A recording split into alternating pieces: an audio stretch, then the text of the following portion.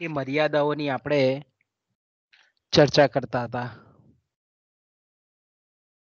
પહેલા આપણે જે જોયું તે પ્રમાણે કે ધારો કે મેં કીધું તેમ કે ઇલેક્ટ્રોનિક જે વ્યવહાર છે, ઈ બેન્કિંગ છે, એ આમ તો સેફ જ હોય છે, પરંતુ મેં કીધું તેમ કે ઘણી વખત એમાં જ્યારે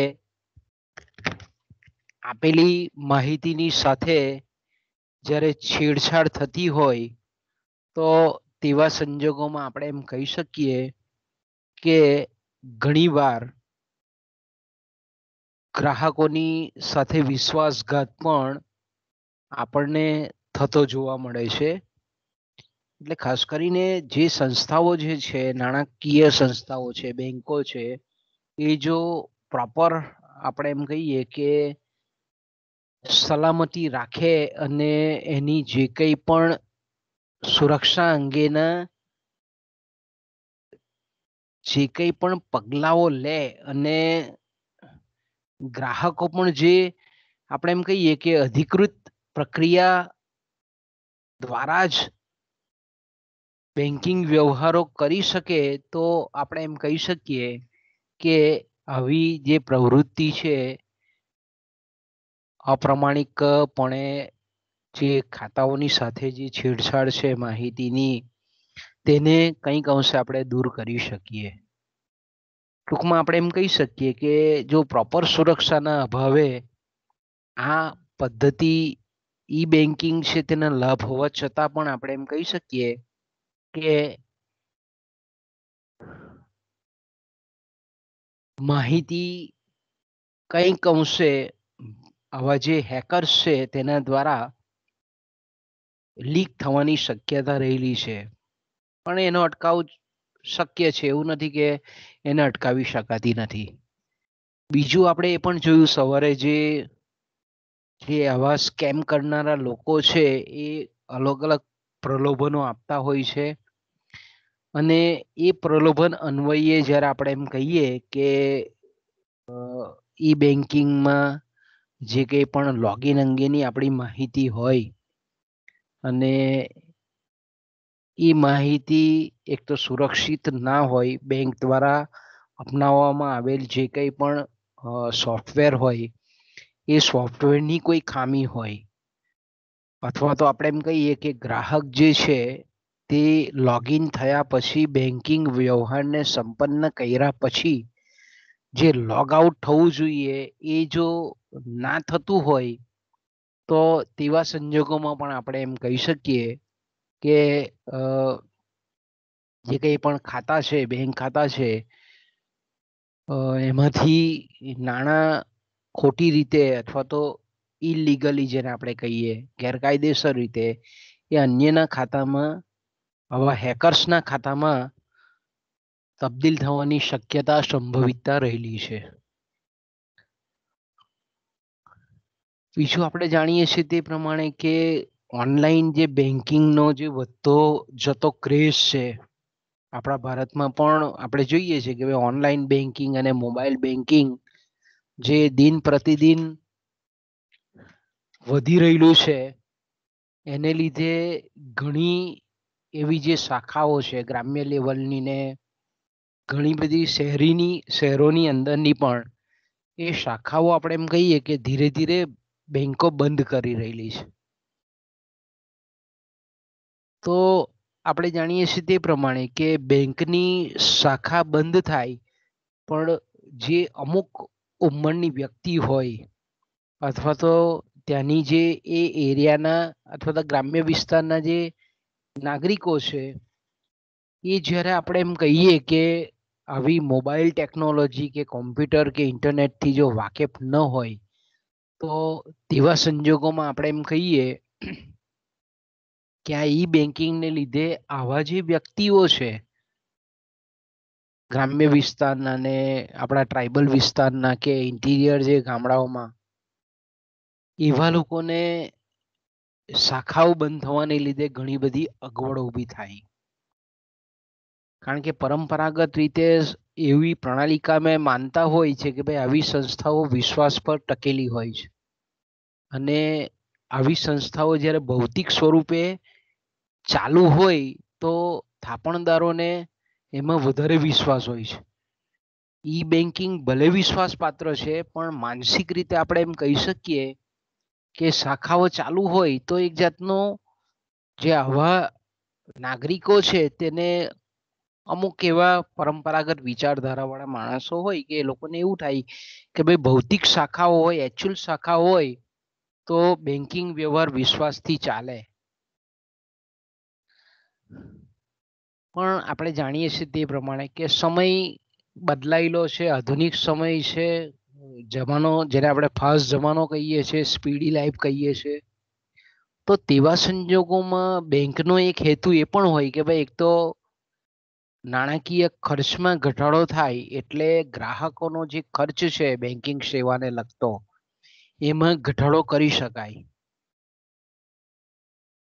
એ ખર્ચની દ્રષ્ટિએ જ્યારે કોઈક આવી શાખાઓ બંધ થતી હોય તો બેંકની દ્રષ્ટિએ યોગ્ય છે, પણ જે બેંકના થાપણદારો છે એ જ્યારે ફેસ ટુ ફેસ જ્યારે આપણે એમ કહીએ કે વ્યવહાર કરવા ઈચ્છતા હોય, બેન્કિંગ વ્યવહાર જ્યારે આપણે એમ કહીએ કે એ રીતે ઈચ્છતા હોય તો તેવા સંજોગોમાં આપણે એમ કહી શકીએ કે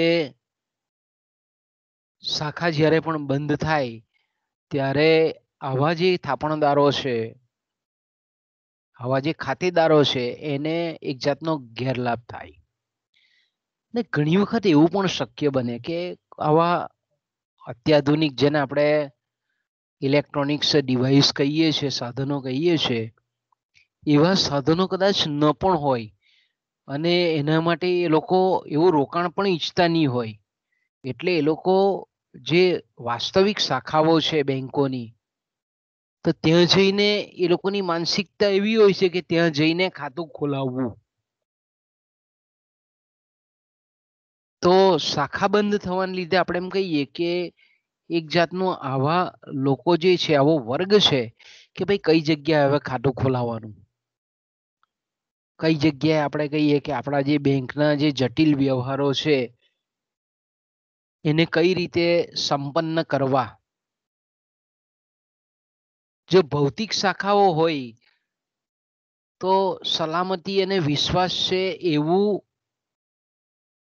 પુરવાર થાય. તો તેવા સંજોગોમાં આપણે એમ ચોક્કસ કહી શકીએ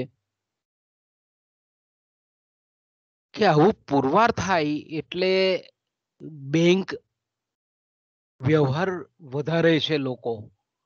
તો ઈ બેન્કિંગની એક નેગેટિવ અસર આ આપણને થઈ, નકારાત્મક અસર એ થાય છે. ઘણી વખત આપણે જોઈએ છીએ કે બેંકની જે તમામ સેવાઓ છે એ દરેક બેંકો ઇલેક્ટ્રોનિક માધ્યમથી પૂરી પાડતી નથી. ધારો કે આપણે એમ કહીએ કે ભાઈ લોકરની સેવા છે, સેફ ડિપોઝિટ વોલ્ટ જેને આપણે આગળ ચર્ચા કરીએ છીએ એની, કે લોકરની ચર્ચા છે તો લોકર એટલે એવી બેંકોની ફેસિલિટી છે કે જેમાં મૂલ્યવાન દસ્તાવેજો છે, ઘરેણાઓ છે એને રાખી શકે છે. તો જો આપણે એમ કહીએ કે ઈ બેન્કિંગને લીધે જો શાખાઓ બંધ થાય તો આવી જે લોકરની સુવિધા છે, સેફ ડિપોઝિટ વોલ્ટની જે સુવિધા છે, એ સુવિધા ઈ બેન્કિંગમાં મળતી નથી. એ વાસ્તવિક શાખાઓ હોય ત્યારે જે ઉપલબ્ધ થાય છે. તો ઘણી વખત આપણે એમ કહીએ કે આનું પરિણામ એ આવે કે લોકો જે છે તે બેંકની જગ્યાએ અન્ય નાણાકીય સંસ્થાઓ તરફ પોતાની સેવા લેવા માટે વળે છે. એટલે એવી સંસ્થાઓ તરફ વળે કે જે પ્રણાલીગત સેવાઓ એટલે કેવું, તો કે ભાઈ ચેકબુકથી, વિડ્રોલ સ્લીપથી નાણાં ઉપાડી શકાય, નાણાં મૂકી શકાય, ભૌતિક રીતે બેંકમાં જઈ શકાય, અને સાથે સાથે ઇલેક્ટ્રોનિક બેન્કિંગની સેવાઓ પણ ઉપલબ્ધ કરાવતી હોય એવી નાણાકીય સંસ્થાઓ તરફ લોકોનો ટ્રેન્ડ વધે છે, વલણ વધે છે. આ એક એની મર્યાદા છે આપણે એમ કહીએ તો. બીજું આપણે એમ કહીએ કે મોટાભાગના જે બેન્કિંગ વ્યવહારો છે, ઇલેક્ટ્રોનિક બેન્કિંગ વ્યવહારો છે, એ ઇન્ટરનેટ પર આધારિત હોય છે. અને આપણે ઘણી વખત આપણો પોતાનો પણ અનુભવ હોય છે કે બેંકોમાં જ્યારે આપણે ભૌતિક વ્યવહાર કરવા જતા હોઈએ છીએ તો બેંકોમાં સર્વર નથી અથવા તો કનેક્ટિવિટી નથી એવું આપણને સંભળાય છે. અને આપણો ઘણો બધો મૂલ્યવાન સમય જે છે તે ત્યાં બગડતો હોય એવું લાગે આપણને. તો જો બેંકો કે જે સમગ્ર બેન્કિંગ પ્રવૃત્તિ કોમ્પ્યુટર અને ઇન્ટરનેટ પર હોય તો તેવા સંજોગોમાં ઇન્ટરનેટમાં આવતી જે રૂકાવટ છે અથવા તો અડચણ છે એને લીધે આપણે એમ કહી શકીએ કે રિયલ શાખામાં પણ આપણે બેન્કિંગ વ્યવહાર કરવાનું એ મુશ્કેલ બને છે. હજુ ભારત આપણે એમ કહીએ કે આપણો વિકાસશીલ દેશ છે એટલે ઘણા એવા ડુંગરાળ વિસ્તાર છે, પહાડી વિસ્તાર છે, જંગલ વિસ્તાર છે કે જ્યાં આજે પણ આપણે એમ કહીએ કે 100% જે કનેક્ટિવિટી પહોંચવી જોઈએ તે પહોંચી શકી નથી. તો તેવા સંજોગોમાં આપણે એમ ચોક્કસ કહી શકીએ કે ઈ બેન્કિંગ ની આ એક મર્યાદા છે કે ભાઈ ઇન્ટરનેટ કનેક્શન પૂરતી સ્પીડ વાળું હોય અને જો ઇન્ટરનેટ જો ઝડપી હોય તો તેવા સંજોગોમાં આપણે એમ ચોક્કસ કહી શકીએ કે ઈ બેન્કિંગ સારું છે. અન્યથા આપણે એમ કહીએ કે એના ગુણદોષ ઘણા બધા છે. ઓકે, પછી આવે છે મોબાઈલ બેન્કિંગ. તો સેમ આનો જ ભાગ છે, ઇલેક્ટ્રોનિક બેન્કિંગનો જ વન ઓફ પાર્ટ છે આપણે એમ કહીએ તો. પણ અહીંયા આપણે એમ કહીએ તે પ્રમાણે કે મોબાઈલ બેન્કિંગ અહીંયા જે શબ્દ છે એ આપણે અત્યારના તાજેતરના સંદર્ભમાં જોવાનો છે. પરંપરાગત જે મોબાઈલ બેન્કિંગ હતું એ વસ્તુ જુદી હતી. કારણ કે પરંપરાગત મોબાઈલ બેન્કિંગ મેં કીધું તેમ કે એક વાહનમાં આવતી હતી બેંકનો કર્મચારી. અત્યારની જે આ મોબાઈલ બેન્કિંગની આપણે જે વાત કરીએ છીએ તે મોબાઈલ ટેલિકોમ્યુનિકેશન પદ્ધતિ પર આધારિત બેન્કિંગ છે કે જે ઇલેક્ટ્રોનિક સ્વરૂપમાં નાણાકીય સેવાઓ ઉપલબ્ધ કરાવે છે. તમામ પ્રકારની જે આપણે વાસ્તવિક શાખામાં જઈને જે સેવાઓ કરીએ છીએ, લઈએ છીએ બેન્કિંગ, એ જ પ્રકારની સુવિધાઓ એ આ મોબાઈલ બેન્કિંગ થ્રુ એ આપણને પ્રાપ્ત થાય છે. ખાસ કરીને આપણે એમ કહીએ કે ધંધાદારી વ્યક્તિઓ છે અથવા તો સર્વન્ટો છે, બેંક સરકારી નોકરિયાતો છે કે ખાનગી ક્ષેત્રના નોકરિયાતો છે, આવા જે મોટા ભાગના જેને આપણે એમ કહીએ ને કે સંગઠિત ક્ષેત્રના જે કર્મચારીઓ છે એ લોકોએ જ્યારથી ભારતમાં ખાસ કરીને આપણે એમ કહીએ કે બેંકોએ ઇન્ટરનેટ મોબાઈલની સાથે જ્યારે મોબાઈલ બેન્કિંગને પણ લોન્ચ કર્યું ત્યારથી આપણે એમ કહી શકીએ કે મોબાઈલના ઉપયોગ દ્વારા એટલે ઇન્ફોર્મેશન કોમ્યુનિકેશન ટેકનોલોજી જેને આપણે કહીએ છીએ આઈસીટી દ્વારા એનો બેન્કિંગ વ્યવહારોમાં જબરજસ્ત આપણને ઉછાળ જોવા મળે છે, વધારો જોવા મળે છે. હજુ પણ મેં કીધું તેમ કે આ તો હજુ આપણી શરૂઆત છે, પાપા પગલી છે. હજુ પણ આપણે થોડા ખચકાઈએ છીએ કે ભાઈ મોબાઈલ બેન્કિંગથી ક્યાંક આપણું ખાતું હેક થશે કે થઈ જાય કે અન્ય મુશ્કેલીઓ ઊભી થાય, પાસવર્ડ ખોટો દાખલ થઈ જાય, લોગિન ન થવાય, આવી ચિંતાઓ હજુ પણ આપણે એમ કહીએ કે કારણ કે આપણે હજુ એનો પૂરેપૂરો ઉપયોગથી વાકેફ નથી. હવે આપણે એમ કહીએ કે અહીંયા જે આપણે મોબાઈલ બેન્કિંગનો અભ્યાસ કરવાનો છે તે મોબાઈલ બેન્કિંગના ફાયદા અને મર્યાદાઓ અને ખાસ કરીને જ્યારે મોબાઈલ બેન્કિંગ થ્રુ એ નાણાકીય વ્યવહાર સંપન્ન કરવામાં આવે છે ત્યારે જે કંઈ પણ મુશ્કેલીઓ ઉપસ્થિત થાય છે એ મુશ્કેલીઓને મેં કીધું તેમ કે મુશ્કેલીઓ જે ઉપસ્થિત થાય છે એને સોલ્વ કરવાનો મુખ્ય હેતુ છે. તો આપણે એમ કહી શકીએ કે મોબાઈલ બેન્કિંગ આજે મોટાભાગની જે બેન્કો છે, ખાસ કરીને મેં કીધું તેમ એ રાષ્ટ્રીયકૃત બેન્કો હોય કે પછી ખાનગી ક્ષેત્રની બેન્કો હોય, દરેક બેન્કોમાં આપણે જોઈ શકીએ છીએ કે મોબાઈલ બેન્કિંગ સેવા એ ઉપલબ્ધ કરાવે છે.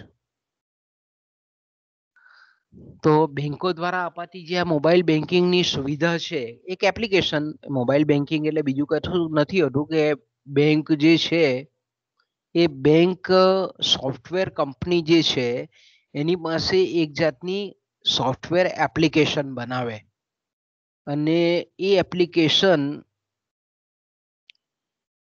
એ ગ્રાહકો એને ઇન્સ્ટોલ કરે અને એ ઇન્સ્ટોલ કર્યા પછી જે કસ્ટમર છે એ કસ્ટમર આપણે એમ કહીએ કે એના ખાતાનું એને આપેલો નંબર છે, એનો પરમેનન્ટ એકાઉન્ટ નંબર જેને આપણે પાન નંબર કહીએ છીએ ઇન્કમટેક્સ ઓફિસનો, એ પછી આધાર કાર્ડ જે છે, આવા જે કંઈ પણ જરૂરી ડોક્યુમેન્ટ્સ છે એને વેરીફાઈડ કરી અને પછી એક યુઝર આઈડી અને પાસવર્ડ એ બેંકો મોબાઈલ બેન્કિંગની સુવિધા જે લેવા ઈચ્છતો હોય એ વ્યક્તિને આપવામાં આવે છે.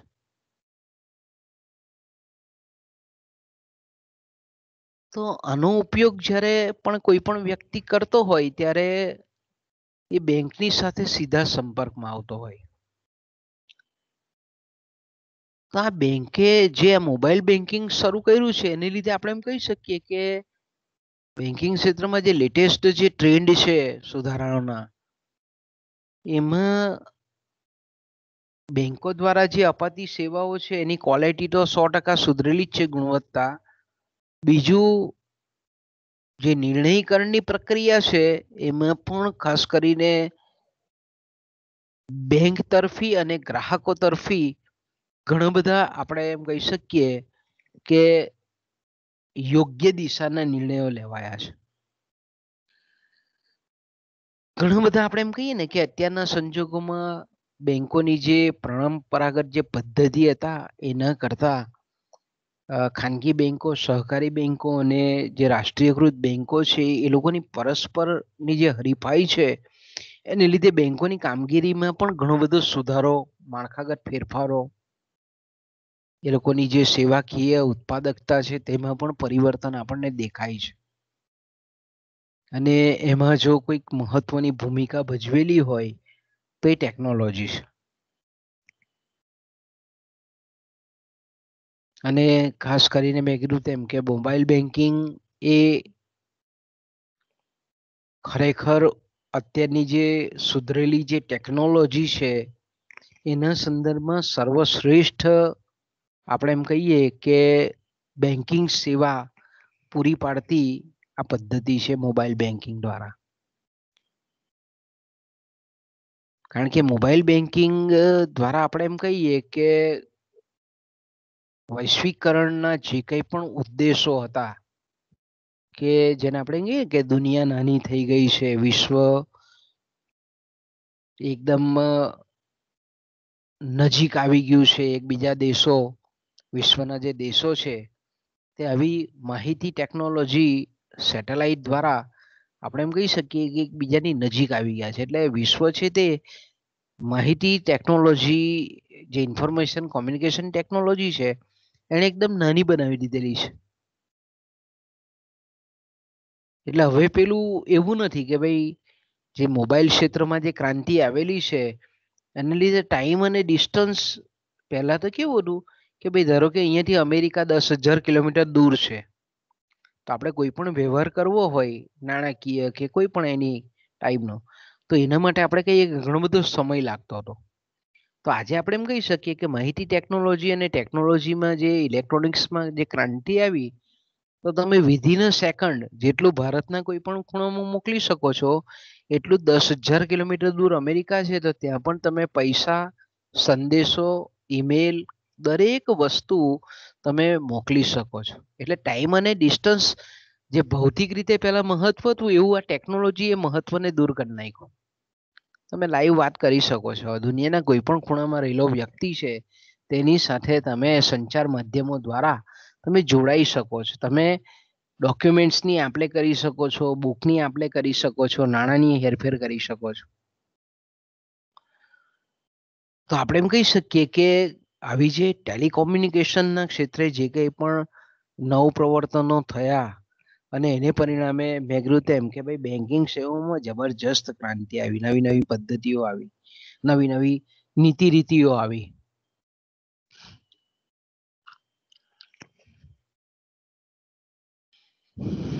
અત્યારે આપણે જોઈ શકીએ છીએ કે ઘણી બધી ઇલેક્ટ્રોનિક્સ ચેનલો છે, એટીએમની આખી એક ચેઇન છે, પ્લાસ્ટિક નાણું જેને આપણે ક્રેડિટ કાર્ડ ડેબિટ કાર્ડ કહીએ છીએ, ઇન્ટરનેટ બેન્કિંગ છે, મોબાઈલ બેન્કિંગ છે, ટેલી બેન્કિંગ છે, ટેલિફોનથી પણ તમે બેન્કિંગ વ્યવહાર કરી શકો છો. તો આમાં આ બધા જે તાજેતરના વર્ષોમાં જે ચેન્જીસ છે, સુધારા છે બેન્કિંગ ક્ષેત્રમાં, એમાં મોબાઈલ બેન્કિંગ તો એકદમ જ આપણે એમ કહીએ ને કે ઉત્કૃષ્ટ સુધારો છે. અને ગ્રાહક અને બેંક વચ્ચે આપણે એમ કહી શકીએ કે મોબાઈલ દ્વારા તમે એવા આપણે એમ કહીએ કે સ્થળાંતરિત કરી શકાય એવા સાધન દ્વારા બેંકની સાથે જોડાઈ શકાય. તો મોબાઈલ બેન્કિંગ મેં કીધું તેમ કે ભાઈ ટેલિકોમ્યુનિકેશનની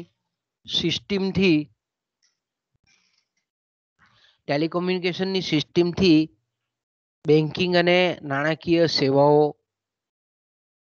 પૂરી પાડતી પદ્ધતિ છે. તો આપણે મોબાઈલ બેન્કિંગની જ્યારે વાત કરીએ છીએ ત્યારે મોબાઈલ બેન્કિંગના જે 3 આંતર સંબંધિત ખ્યાલો છે એના વિશે પણ થોડોક પ્રકાશ પાડીએ. તો કે ભાઈ મોબાઈલ એકાઉન્ટિંગ,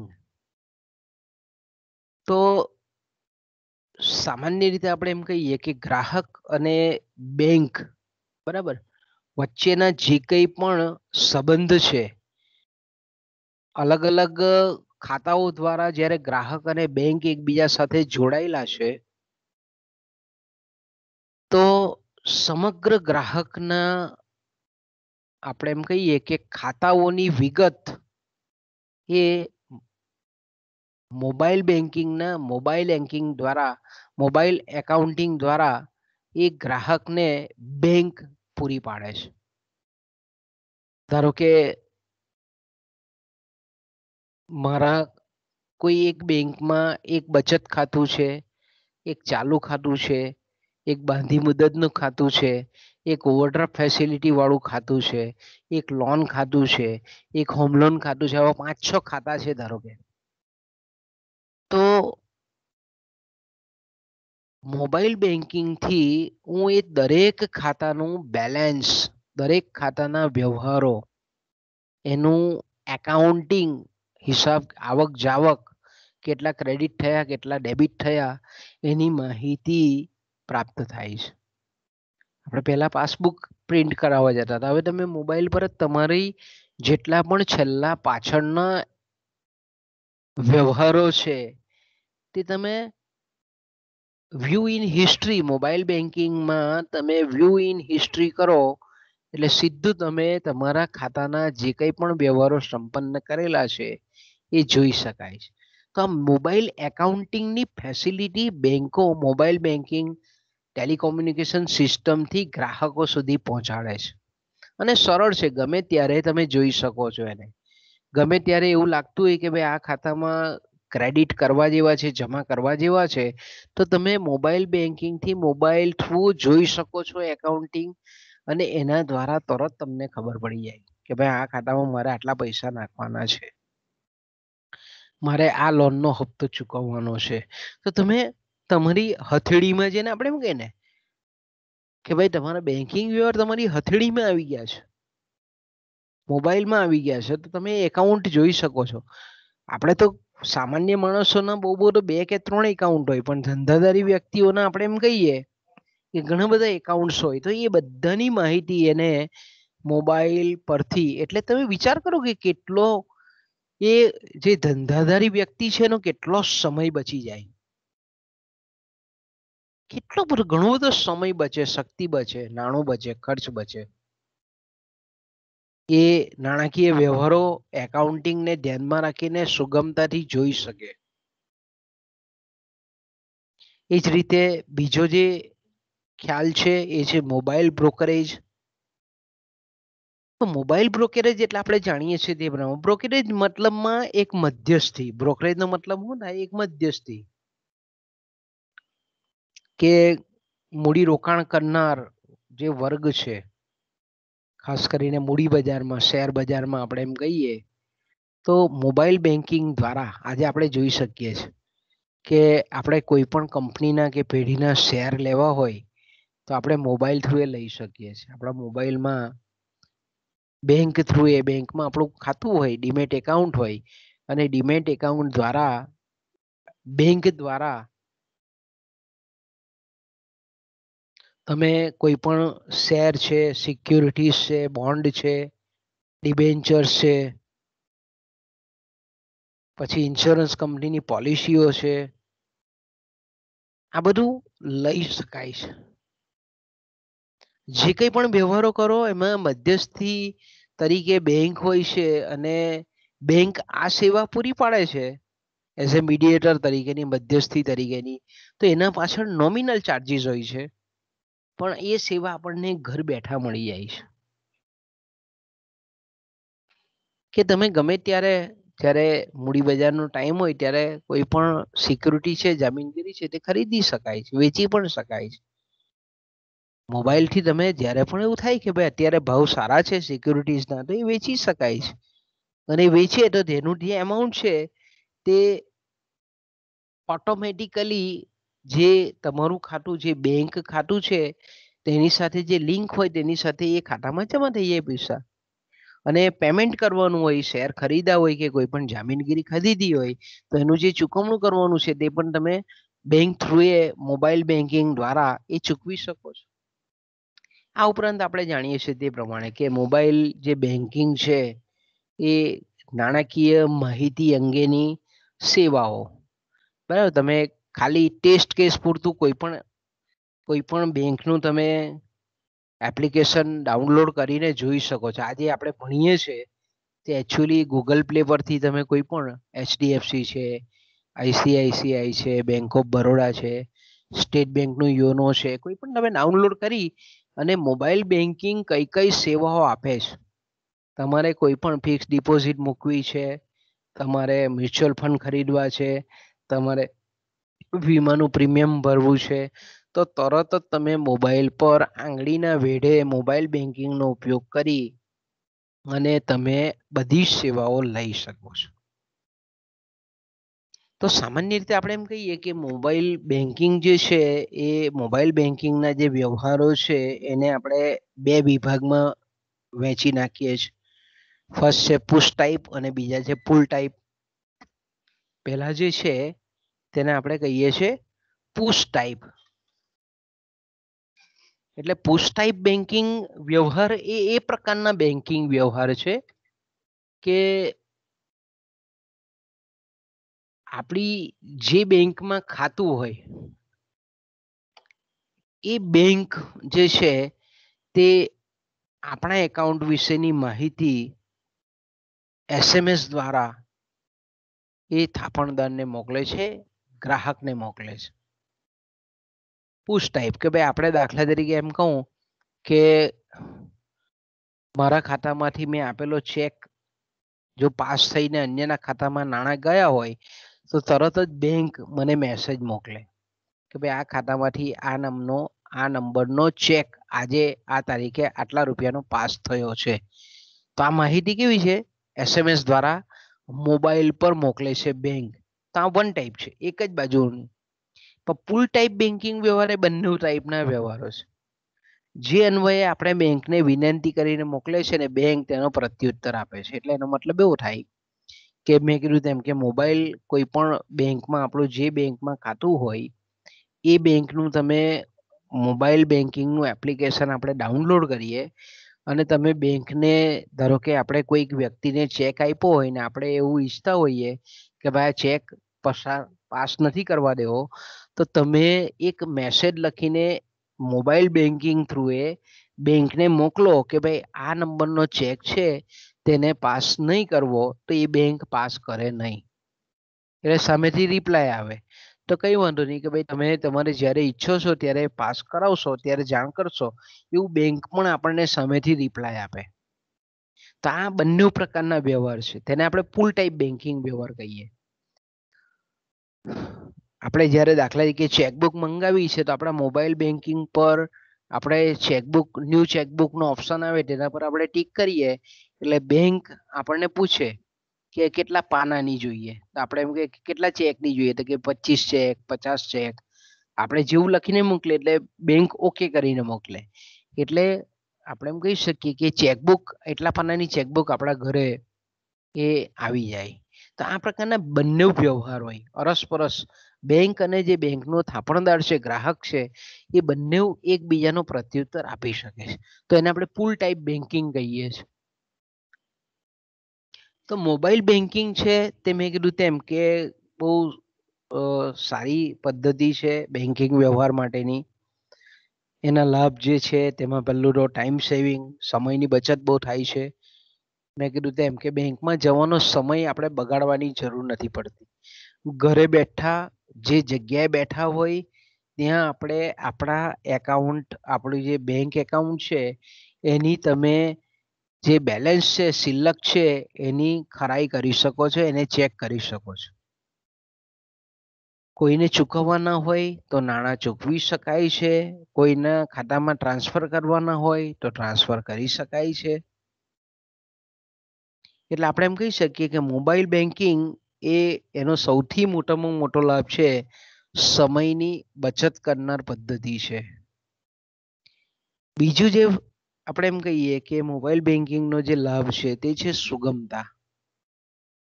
કે સામાન્ય રીતે આપણા જે કંઈ પણ વ્યવહારો કર્યા હોય અને આપણા બેંક ખાતા થ્રુ એ થયેલા હોય તો એની રસીદ, જેને આપણે પહોંચ કહીએ છીએ, એ પહોંચ આપણને મોબાઈલ બેન્કિંગ થ્રુ એ આપણા મોબાઈલ ઇન્સ્ટ્રુમેન્ટમાં આવી જાય છે. તમામ ચૂકવણી કરેલી હોય, ચૂકવણીની બાબતમાં કઈ પેઢીને કરી, કેટલા રૂપિયાની કરી, ક્યારે કરી, આ તમામ માહિતી એ મોબાઈલ બેન્કિંગ થ્રુ એ મોબાઈલમાં આપણો જે રજિસ્ટર્ડ મોબાઈલ નંબર હોય એ નંબર પર આપણને માહિતી દ્વારા જાણવા મળે છે. તમે ગમે તે જગ્યાએ હોવ ને તમે જ્યારે કોઈ પણ મૂડી રોકાણ કરવા માંગતા હોય, કોઈ શેર ખરીદવા માંગતા હોય કે કોઈ જગ્યાએ મ્યુચ્યુઅલ ફંડ ખરીદવા માંગતા હોય તો તેવા સમયે આપણે એમ કહી શકીએ કે તમે મોબાઈલ બેન્કિંગ થ્રુ એ આરામથી કરી શકો છો. એટલે રોકાણ અંગેના નિર્ણય હોય કે ચૂકવણી અંગેના નિર્ણય હોય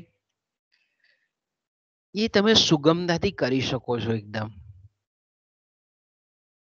આનું જે સૂત્ર છે મેઇન મોબાઈલ બેન્કિંગનું કે ભાઈ તમે તમારો જે બેન્કિંગ વ્યવહાર છે એ લાઈનમાં રાહ જોઈને ઊભા રહેવાને બદલે જે જગ્યાએ છો, જે સ્થળો છે, જે ટાઈમ છે એ ટાઈમ અનુકૂળ હોય તે પ્રમાણે કરો. દાખલા તરીકે તમારે અત્યારે કોઈ બેન્કિંગ વ્યવહાર કરવાનો છે, બરાબર, તો અત્યારે તમે તમારા ઘરે છો પણ ધારો કે મોબાઈલ બેન્કિંગની સેવાનો તમે લાભ નથી લેતા તો તમારે જેવો લેક્ચર પતે એવું તમારે બાઇક લઈને દોડવું પડે બેંક પર, તો તમે 4 વાગ્યા સુધીમાં એ વ્યવહાર કરી શકો. જ્યારે મોબાઈલ બેન્કિંગમાં કેવું છે, તમે તમારો બેન્કિંગ વ્યવહાર લાઈનમાં તો ઉભા રહેવાની જરૂર જ નથી. તમે જે જગ્યાએ છો, તમે તમારા ઘરમાં બેઠા છો, જે સમય છે તમારી પાસે તે સમયે અનુકૂળતા પ્રમાણે ગમે ત્યારે કરી શકો. Do your banking at a time and a place that suits you instead of waiting in a queues. ઇંગ્લિશમાં આ ટાઈપનું સ્લોગન છે એનું એક. ઓકે, પછી ત્રીજું છે સલામતી. કે મોબાઈલ બેન્કિંગ પદ્ધતિ અન્વયે સલામતીની ગેરંટી છે કે ભાઈ તમે મોબાઈલમાં, તમારા મોબાઈલમાં એ બેન્કિંગ માટેનું જો સોફ્ટવેર ઇન્સ્ટોલ કર્યું હોય ને તમે દાખલા તરીકે એમાં લોગિન થાવ તો 2-4 મિનિટ સુધી તમે, જો આપણે એમ કહીએ કે એ તમારા જે મોબાઈલનો સ્ક્રીન છે, તમે જેમાં લોગિન થયેલા છો એમાં કોઈ જાતનું જો તમે રિએક્શન નહીં કરો, ક્રિયા નહીં કરો, પ્રતિક્રિયા નહીં કરો તો થોડાક જ ટાઈમમાં તમને પાછું લોગિન થવાનો મેસેજ આપી જાય કે ભાઈ તમે ટાઈમ, તમારો સમય પૂરો થયો છે, ફરીથી લોગિન કરો. એટલે દાખલા તરીકે કોઈ જગ્યાએ કોઈક વ્યક્તિ જો ચીટિંગ કરવા જતો હોય તો એક સમયે એને એવું થાય કે ચાલ હું આના મોબાઈલ બેન્કિંગનો ઉપયોગ કરી અને હું આના નાણાં હેક કરી લઉં, પૈસા લઈ લઉં. તો આ બેન્કિંગમાં એટલો ફાયદો એવો છે કે થોડીક પણ જો મિનિટ આગી પાછી થઈ હોય એટલે પાછું લોગિન આઈડી પાસવર્ડ નાખવું પડે. એટલે આપણે એમ કહી શકીએ કે મોબાઈલ ધારક છે અને ખાતા ધારક છે એને અમુક ચોક્કસ સિક્યુરિટી કોડ આપેલા હોય અને એ તમે જ્યારે એ જે તે ઇન્સ્ટ્રુમેન્ટથી દાખલ કરો લોગિન આઈડી પાસવર્ડ તો એનો આપણે એમ કહીએ કે એ ઇન્સ્ટ્રુમેન્ટનો પણ નંબર એ સોફ્ટવેરના રજીસ્ટર થઈ જાય. કે ધારો કે મારી પાસે સેમસંગ A6 છે મોબાઈલ, તો હું એનાથી લોગિન થાઉં છું તો ભૂલે ચૂકે જો બીજા કોઈ ઇન્સ્ટ્રુમેન્ટથી લોગિન થાવ તો તરત જ મને પૂછવામાં આવે કે ભાઈ તમે જ છો કે આ બીજા ઇન્સ્ટ્રુમેન્ટથી તમે આ લોગિન થાવ છો? તો આપણે યસ કરવું પડે કે યસ અમારું જ છે ઇન્સ્ટ્રુમેન્ટ, બીજું ઇન્સ્ટ્રુમેન્ટ. તો આપણે સલામતી છે એમ. ઇન્ટરનેટ બેન્કિંગ કરતા મોબાઈલ બેન્કિંગ એ રીતે આપણે એમ કહી શકીએ ઓનલાઈન બેન્કિંગ કરતા ઘણી રીતે સિક્યોર છે. બીજું આપણે એમ કહીએ છીએ કે જે કંઈ પણ આપણે જે નાણાકીય વ્યવહાર કર્યા હોય એ નાણાકીય વ્યવહારનું તમે ફ્યુ ઓફ સેકન્ડ્સમાં, બહુ થોડી સેકન્ડોમાં તમે આરામથી માહિતી પ્રાપ્ત કરી શકો છો. ઇવન આપણે ઇન્ટરનેટ કનેક્શન નહીં હોય અને જો આપણે ઘણી વખત મોબાઈલ ફોન કોલનો પણ ઉપયોગ કરીને આપણે જાણવું હોય તો આપણે જાણી શકીએ છીએ. ઇવન આપણે કહીએ કે એ લોકોના જે કંઈ પણ કોડ આપેલા હોય અને એ કોડ પર જો આપણે ફોન કરીએ તો આપણે ખાતાનું પણ બેલેન્સ પણ આપણે બહુ સરળતાથી જાણી શકીએ છીએ.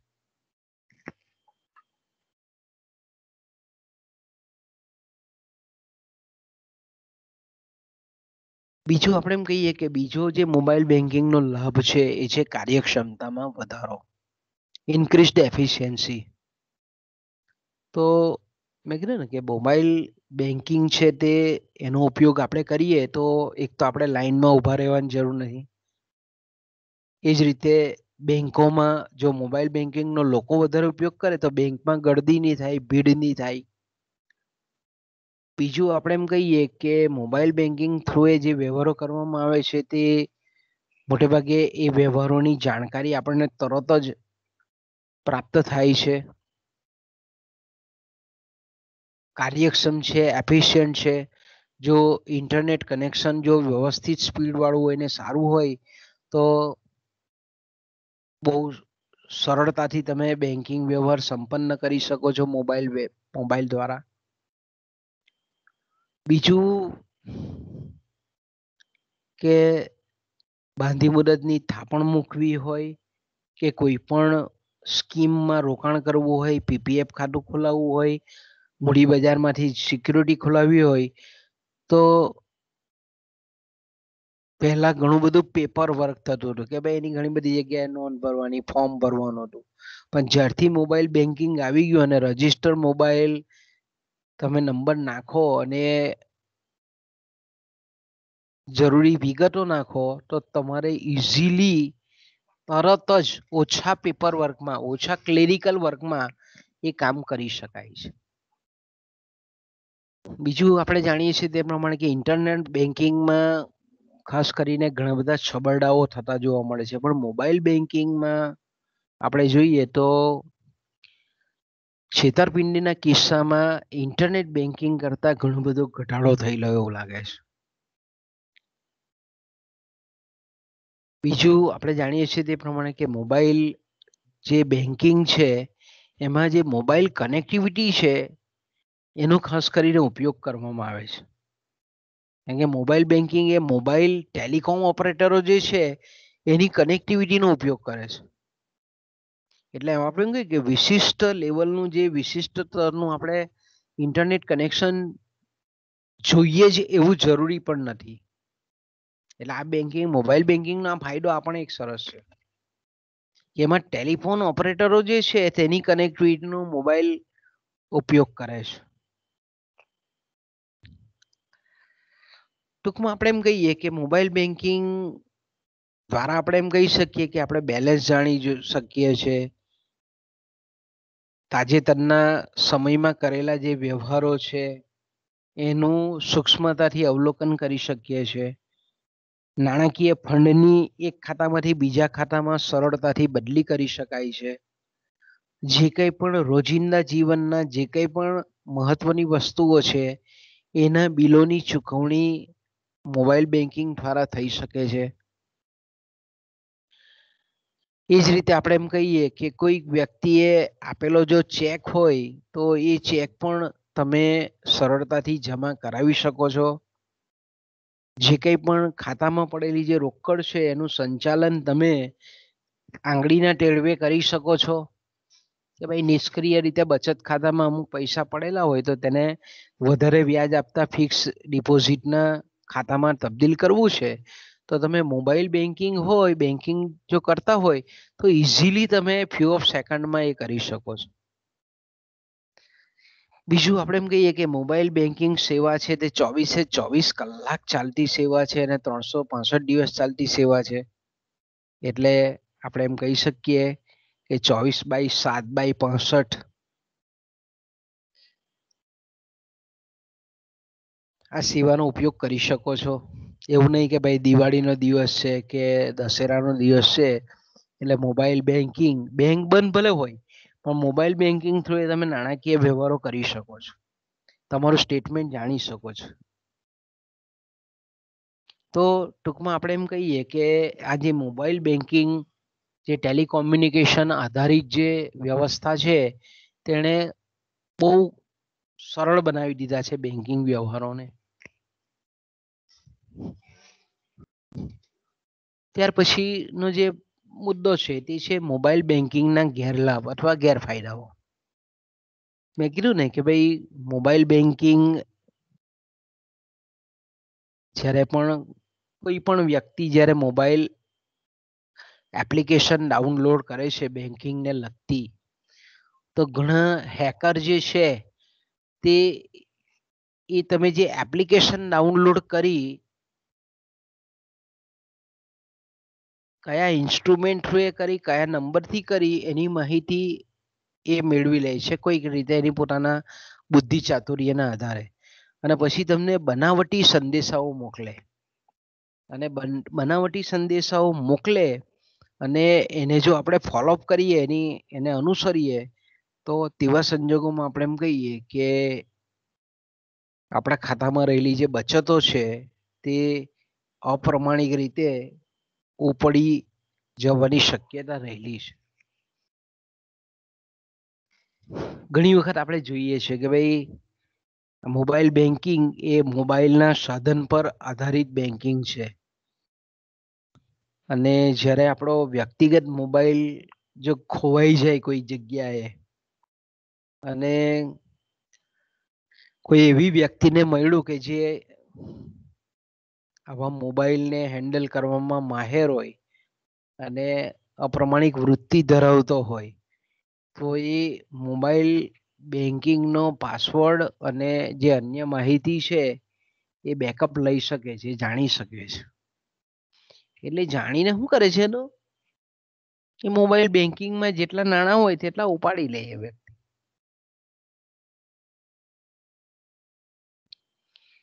એ જ રીતે આપણે એમ કહી શકીએ કે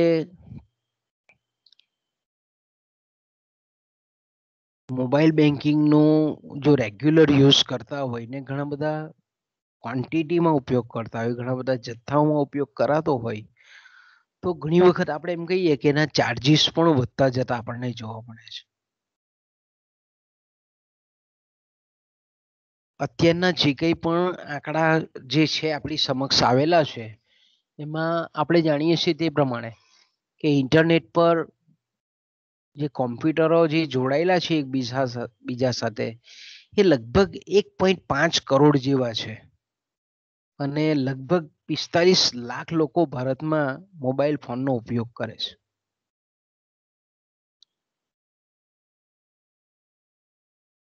પણ આપણે જાણીએ છીએ તે પ્રમાણે કે મોબાઈલ નો જે ઉપયોગ કરે છે, મોબાઈલ ફોનનો ઉપયોગ કરે છે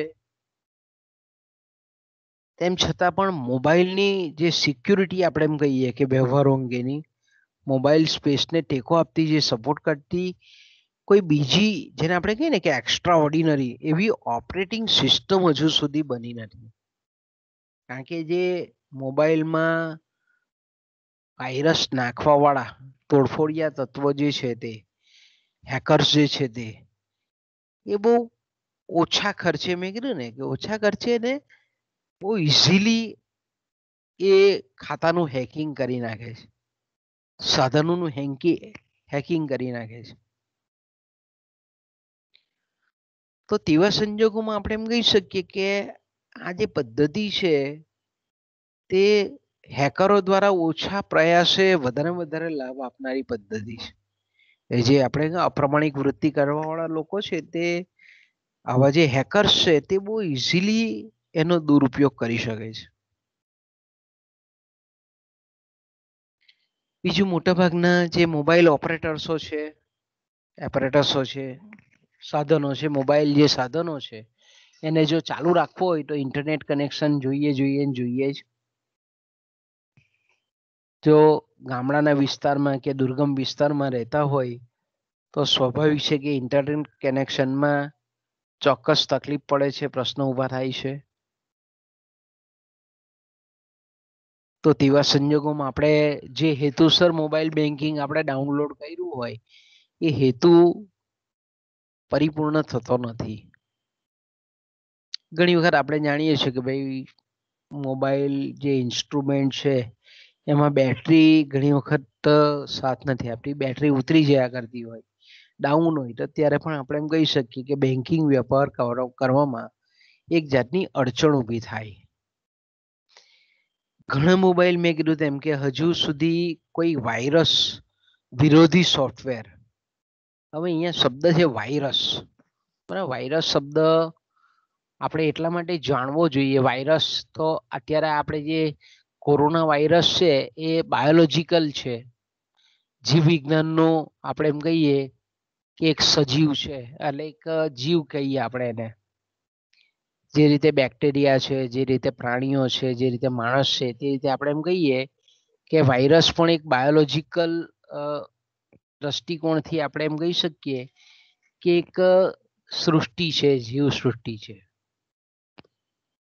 ને અહીંયા જે વાયરસની વાત કરવામાં આવે છે મોબાઈલ અને મોબાઈલ બેન્કિંગ અને ઇન્ટરનેટ બેન્કિંગની, એ વાયરસનો મતલબ થાય છે એવો પ્રોગ્રામ, એવો સોફ્ટવેર કે જે મુખ્ય સોફ્ટવેરને ડિસ્ટર્બ કરે, એને આપણે વાયરસ કહીએ.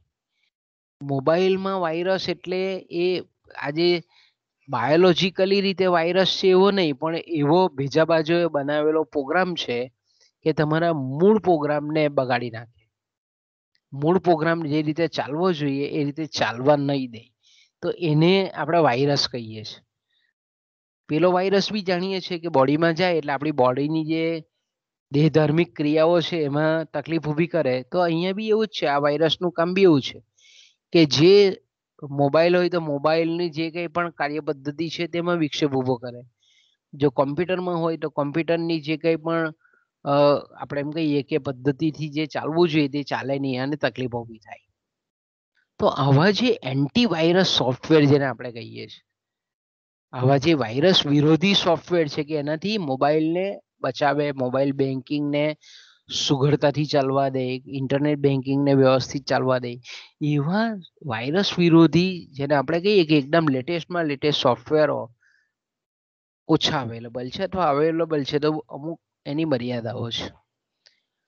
બીજું આપણે જાણીએ છીએ તે પ્રમાણે કે કેટલીક વખત જ્યારે બેંકો ઓનલાઈન બેન્કિંગ કે વ્યક્તિગત સોદાઓને કારણે જેટલી સલામતી અને સુરક્ષા પૂરી પાડે છે તેટલી મોબાઈલ બેન્કિંગ પૂરી પાડતી નથી.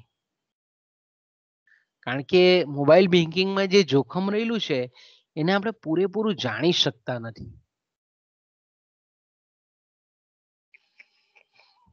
તો મોબાઈલ બેન્કિંગની શોર્ટમાં જો આપણે એની વાત કરીએ આપણે સમસ્યાઓ, તો આપણે એમ કહી શકીએ કે મોબાઈલ બેન્કિંગ દ્વારા જે કંઈ પણ નાણાકીય વ્યવહારો કરવામાં આવે છે એની સોદાઓની સલામતી પૂરેપૂરી જે સુરક્ષિત હોવી જોઈએ એવી સુરક્ષિત હોવાની ખાતરીનો અભાવ આપણને જોવા મળે છે. બીજું, મોબાઈલ દ્વારા જ્યારે પણ આપણે લોગિન થઈએ છીએ, એનો પિન પાસવર્ડ નાખીએ છીએ, એ સલામતીનું પ્રમાણ ઘણું ઓછું છે. મોબાઈલ બેન્કિંગ કરવું હોય તો મેં કીધું કે નેટવર્ક, ઇન્ટરનેટ હોવું જોઈએ. નેટવર્કની જેટલી અવેલેબિલિટી, સારી સ્પીડનું નેટવર્ક, તેટલું સરળતાથી વ્યવહાર શક્ય બને છે. મોબાઈલ બેન્કિંગ દ્વારા જે કંઈ પણ આપણે સેવાઓ કરીએ છીએ એના પરના ચાર્જીસ બી ઘણી વખત આપણે જોઈએ તો ઘણા ઊંચા હોય છે. બેંક પ્રમાણે થોડા જુદા હોય છે, પણ તો બી એકંદરે આપણે એમ કહીએ કે ચાર્જીસ થોડા ઊંચા લાગે. એ જ રીતે મોબાઈલ બેન્કિંગ જ્યારે આપણે એમ કહી શકીએ કે ઉપયોગ કરતા હોઈએ ત્યારે ઈમેલ અને જે વેબ સિક્યુરિટી છે, એ વેબ સિક્યુરિટીની પણ બહુ જરૂરિયાત છે. ઈમેલ સિક્યુરિટીની પણ આવશ્યકતા છે. જો એમાં ક્ષતિ રહી જાય તો હેકર્સ આરામથી સાઇફોન કરી શકે છે. બીજું કે જે થાપણદાર છે એની જે કંઈ પણ ઓળખ છે, કારણ કે આપણે જાણીએ છીએ કે જ્યારે કોઈ પણ ખાતું આપણે ઓપરેટ કરતા હોઈએ બેંકને લગતું, તો આપણી મહત્વની જામીનગીરીઓ, આપણે મહત્વના જે આપણા ઓળખ આપતા જે પુરાવાઓ છે તે નો યોર કસ્ટમર હેઠળ આપણે આપવા પડે છે બેંકોને. તો ઘણી વખત આપણે એમ કહીએ કે આવી જ્યારે ઈ બેન્કિંગ કે મોબાઈલ બેન્કિંગનો ઉપયોગ કરતા હોઈએ ત્યારે આવા જે આપણા ઓળખના જે આપણે પ્રમાણપત્રો હોય છે, પ્રમાણો હોય છે, એની પણ ચોરી થવાની શક્યતા રહેલી છે. બીજું, મોબાઈલ બેન્કિંગની જે મુખ્ય સમસ્યા છે કે ભાઈ ભારત આજે પણ ગ્રામ્ય વસ્તી વધારે ધરાવતો દેશ છે, તો તેવા સંજોગોમાં આપણે એમ કહી શકીએ કે નિરક્ષરતાનું પ્રમાણ ગ્રામ્ય લેવલે વધારે હોય છે. એટલે યોગ્ય રીતે ઉપયોગ, આ પદ્ધતિ સારી હોવા છતાં ઉપયોગ કરી શકાતો નથી. બીજું, જેટલા વિકસિત દેશોમાં મોબાઈલ અને internet connection, electronic banking, mobile બેન્કિંગમાં જેટલા પણ નવપ્રવર્તનો થયેલા છે, તો એ નવપ્રવર્તનોની આપણા જેવા વિકાસશીલ દેશોના નાગરિકોને હજુ એટલી બધી ઊંડી સમજ જે હોવી જોઈએ તે છે નહીં. બીજું, મોબાઈલ બેન્કિંગ સારું છે, કેમ સારું છે, શેના માટે સારું છે, એ અંગેનું જે આપણે એમ કહીએ કે વિશ્વાસપૂર્ણ જે માર્ગદર્શન મળવું જોઈએ એ હજુ લોકો સુધી પહોંચ્યું નથી. તો આ એની મુખ્ય સમસ્યાઓ છે મોબાઈલ બેન્કિંગની. તો મિત્રો, હવે કાલે આપણે પાછા જોઈશું, કારણ કે આ પ્લાસ્ટિક મની જે છે તેમાં સમય પાછો જશે. એટલે અહીંયાથી આપણે વિરામ લઈએ, અટકીએ અહીંયાથી. તો અહીંયાથી આપણે અટકીએ છીએ બાળકો.